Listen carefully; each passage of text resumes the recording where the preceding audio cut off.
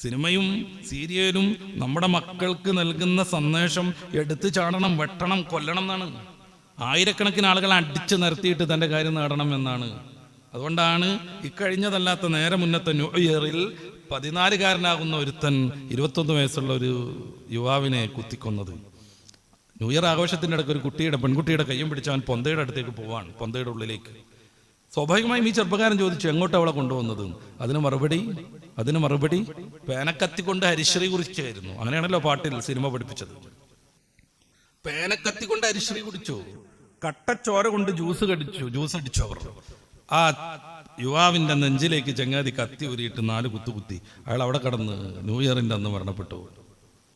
അതേക്കുറിച്ച് ചില പത്രമാധ്യമങ്ങളൊക്കെ ചർച്ച ചെയ്തു. ആ സമയത്ത് ഓടിക്കൊണ്ടിരിക്കുന്ന ഒരു സിനിമ മൊത്തം വയലന്റ് ആകാൻ പ്രേരിപ്പിച്ചുകൊണ്ടിരിക്കുന്നു. ഒരു സിനിമയായിട്ടല്ല, മിക്ക സിനിമയും അങ്ങനെയാണെന്നാണ് ആ വിഷയത്തിലുള്ള നിരൂപകന്മാർ പഠിപ്പിക്കുന്നത്. അപ്പൊ സ്കൂളിൽ പോകുന്ന ചെറിയ കുട്ടി പോലും കൈയിങ്ങനെ മുറുക്കി പിടിച്ചിട്ട് പഞ്ച് ചെയ്യാനുള്ള ലെവലാണ് പോയിക്കൊണ്ടിരിക്കുന്നത്. അപ്പൊ അവന്റെ പേന തമാശക്കൊന്ന് അടുത്ത കുട്ടി എടുത്ത് കഴിയുമ്പോഴേക്ക് ഇടി കഴിഞ്ഞു.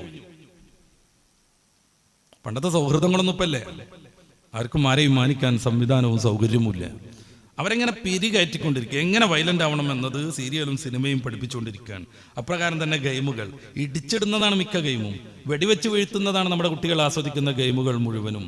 എങ്ങനെയാണ് ശത്രുവിനെ വെടിവെച്ചിടുന്നത്, എങ്ങനെയാണ് അവൻ ഇടിച്ചിടുന്നത്, എങ്ങനെയാണ് അവൻ്റെ വീടും സംവിധാനവും തകർക്കുന്നത്, ഇതാണ് ഗെയിമിൽ നിന്ന് കുട്ടികളുടെ മനസ്സ് കയറിക്കൊണ്ടിരിക്കുന്നത്.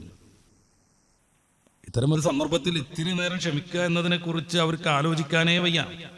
പരിശുദ്ധ ഖുർആനിൽ ഉടനീളം നമ്മുടെ വിജയത്തിന്റെ മാനദണ്ഡമായി പല സന്ദർഭങ്ങളിലും ഈ ക്ഷമയെക്കുറിച്ച് പറഞ്ഞുകൊണ്ടിരിക്കുന്നുണ്ട്. വസ്ബിർ അലാ മാ യഖൂലൂൻ.